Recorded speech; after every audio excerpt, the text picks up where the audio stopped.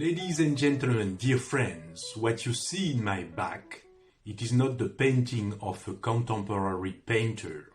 It is the high-definition image of the part of a human brain. The meaning of the connection between this backdrop and my address will manifest itself. As the editor of the book Inspiring Tianjin, I am delighted to witness Tianjin's accomplishments. The World Intelligence Congress is one of the city's realizations having a positive impact across China and beyond. Tragic wars for some, economic hardships for many, and daunting environmental challenges for all. We know that our world faces many crises. However, I have come to tell you that I believe in progress. At the time of Confucius, world's population was around 100 million. It will reach 8 billion soon. Paleontologist Yves Coppens is right to invite us to reflect upon the significance of human species success. The increase of life expectancy is also revealing. In Switzerland, one can expect to live 83 years. There are inequalities between countries and within countries in relation with this key indicator. But estimates suggest that in pre-modern medicine world, the life expectancy for us, human beings, was 30. In parallel, research shows that while only 12% of the world population could read and write at the beginning of the 19th century, today 14% of mankind is illiterate. Of course, even if such a change is a positive transformation, it is still unsatisfactory. As stated by the fourth of the UN Sustainable Development Goals, the necessity to provide quality education for all remains a priority. A highly stimulating finding that is less often presented is the Flynn effect, from the name of the intelligence researcher James Flynn. It states the continued year-after-year increase of IQ scores throughout the world. Let me mention a last example to illustrate progressive evolution. Drug research can take years from idea to a reality. The first vaccines to combat COVID-19 were developed, tested, and given emergency use authorization in 11 months. I wish to point at 4 determinants of progress. First, it depends on our capacity to design good governance systems. Second, progress depends on our capacity to produce and disseminate knowledge. It explains the importance of education, from literacy to the most demanding academic research. Third, our ability to maintain peace among nations conditions also mankind's advancement.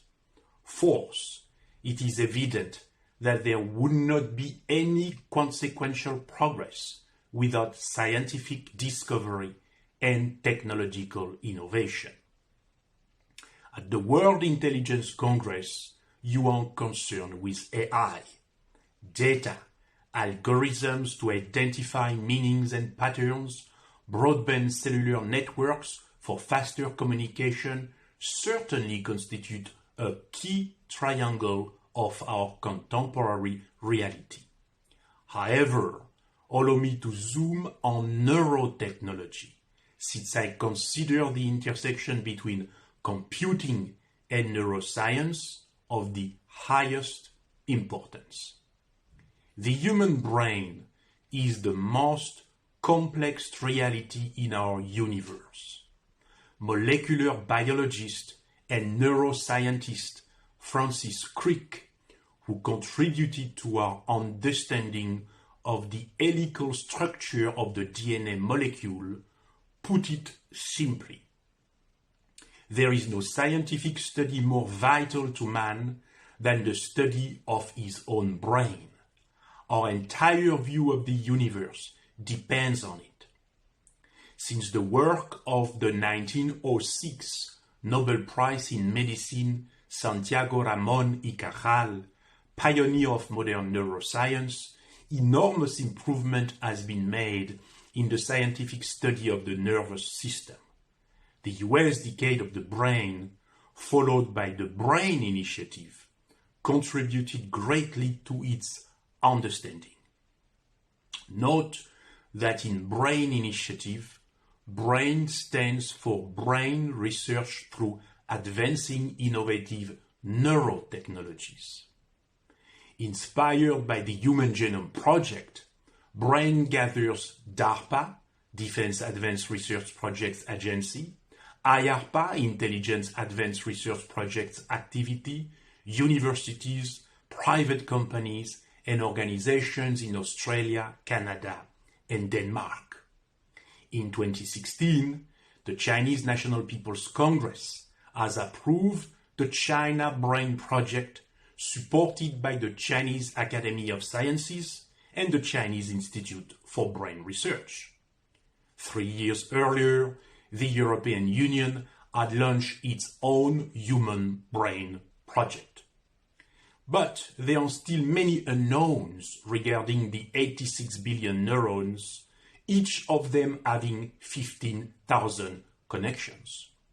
An emergent phenomenon, meaning that more complex functions emerge from the interaction between the neurons. One still have to elucidate how consciousness relates to the central organ of the human nervous system. The private sector, supported by visionary financiers, is already looking at ways electronics can interface with the nervous system to monitor or impact neural activities. This is the neurotechnology I am concerned with. Neuralink Corporation, that develops implantable brain-machine interfaces, is a good example of such activities. Launched in 2016 and co-founded by Elon Musk, Neuralink has developed an application-specific integrated circuit aiming to convert information obtained from neurons. The US Food and Drug Administration, FDA, has granted the neurotech startup Synchron the approval to test its neural implant in human paralysis patients. Such advancements in neurotechnology will help to tackle neurological disorders. It will also augment for others cognitive abilities. However, one should already take into account the warnings of neurobiologist and chair of the Neural Rights Foundation, Raphael Yuste. We have to make sure that our mental privacy is protected, so that mental activity is not decoded without our consent. The Chilean Senate has approved a constitutional amendment that declares cerebral integrity as a basic human right. It is a change that corresponds to the magnitude of the challenge, questioning the essence of our individual identity. By adopting in 2019 the Recommendation on Responsible Innovation in Neurotechnology, the Organization for Economic Cooperation and Development, OECD, was also moving into the right direction. Dear friends, neurotechnology is not mere science fiction. While we have to continue the research on the human brain and look at applications to cure diseases and improve quality of life, one needs to raise the awareness on its potential negative effects. I hope that while the World Intelligence Congress fosters technological innovations, it can also be a forum to discuss the ethical dimensions of science and technology.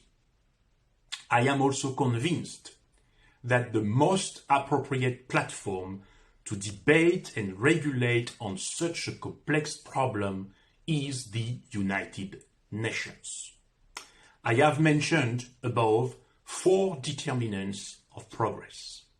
For progress to be truly sustainable, for human dignity to be safeguarded, for our consciousness not to be hacked by malevolent forces, one has to add a 5th factor: human wisdom. I thank you for your kind attention.